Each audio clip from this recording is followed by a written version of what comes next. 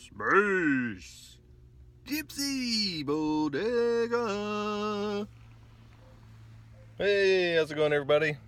We're here again at the Space Gypsy Bodega, and actually in my car this time. I was gonna sit outside to do this video, but it's kind of windy and I can't really see anything in the camera. So anyways, Zach's been bringing us some wonderful stories from the stars, you know, which is where a lot of our stories come from. He's been telling us the star stories, so I wanted to start off this series on the transcendental experiences with the testimony, and we're gonna jump into the dream.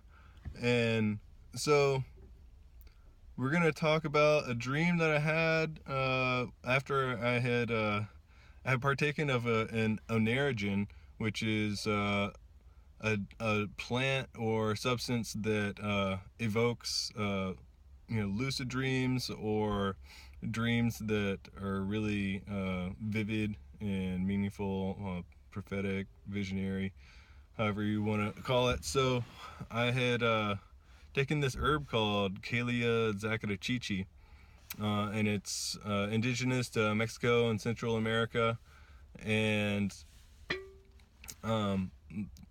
traditionally you can make tea out of it, or smoke it, or and put it on your pillow, and I think the combination of all of those is the method. But so I had rolled a big bomber of this Zacatchichi and made some tea out of it. It's really bitter. It's a super bitter herb, like just the smallest bubble splashed onto my arm when I was boiling the herb. And so I went, oh, what?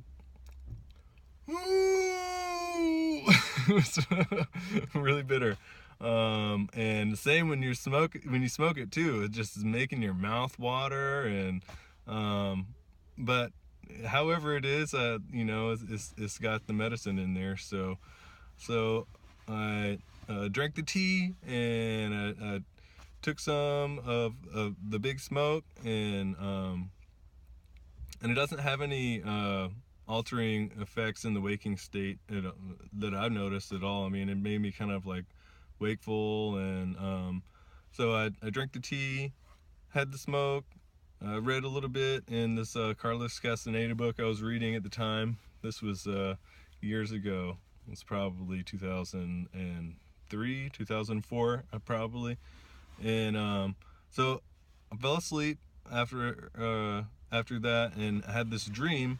And the dream started out, and I was sitting in a room with some old friends of mine from childhood, and we were watching a screen. There was a TV that had, there was a castle, and there was a mouse running up and down the castle. And I was looking at my friend. It was making us laugh, my friend Alex from my childhood. And I said, that mushroom is making, or not that mushroom, but that mouse is making these, he was making these weird noises too. All this kind of like elf funny sounding chatter, you know. And I was like, that elf, it sounds like it must be on mushrooms or something. That's what I said in the dream. And so the next thing I knew, I was inside the scene. I looked, and there was the castle, and I looked at the landscape around me, and I was like, all right. And I could see in the distance there was this river, and so I walked over to it, and it wasn't just any old river. It was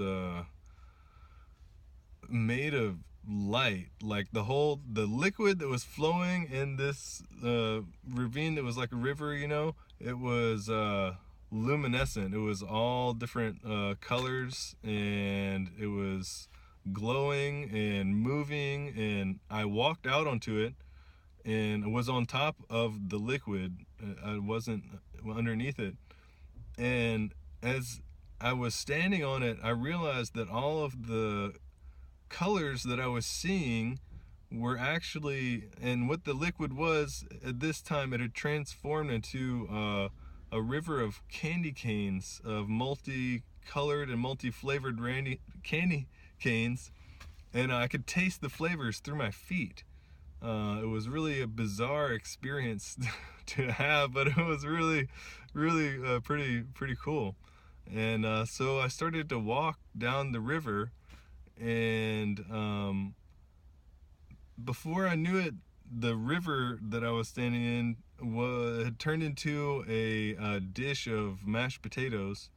And so I'm standing in it, and I step out of it, and the next thing I know, I'm in line for a potluck feast, and I'm going down the line, and this person, I believe it was an old man, served me a bunch of mashed potatoes, and someone got my attention and said, "You should be so grateful. Look at all these potatoes he gave you." And I was like, "Yes, thank you, thank you." And I go on, and there were some friends of mine in the dream. It was some people that were in my youth group when I was in high school. I would go to a youth group in my church Sunday evenings, and my friend Matt was there. And I step outside, and I see a magician or some type of shape-shifting, interesting character, and he's doing all these things. I mean, he's disappearing, he's reappearing, he's pulling things out of his cape. And there's a crowd of people around him, and they're all ooh and ah and really watching what's going on. So I'm looking at him, and I'm like, I wonder if I could do something like that. And so I look in the distance, and there's empty, or I don't know if it was empty, there's a can of Coca-Cola sitting on the ground. It was probably 20-30 feet away or something like that.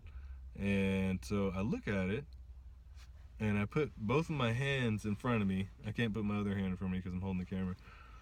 Both of my hands in front of me, and I felt this electric pulse go through me, and the tips of my fingers started, they jolted forward, and it was like, and these waves or currents of electricity were growing my hands and my fingers out toward this Coke can, and eventually it got all the way to the end, and I pulled the Coke can, and then I was sitting there looking at it, and I looked up, and everyone was looking at me. "Whoa, how did you do that?" And I was like, "I don't know, it was really amazing." And so I saw my friend Matt again, and I went to Matt, and I was like, "Matt, you won't believe this, man.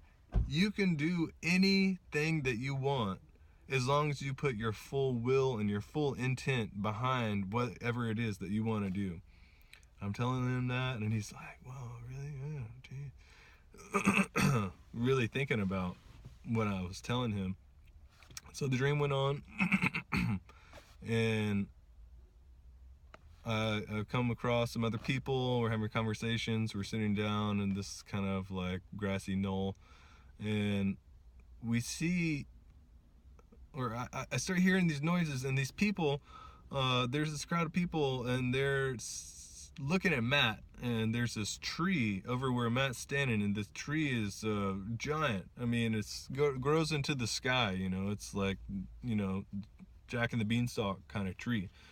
And Matt had started to climb the tree, and all the people, the crowd, they were afraid for him. And so, "Matt, get down. No, Matt, calm down, Matt." And eventually they lost interest because Matt wasn't listening to them. He continued to climb.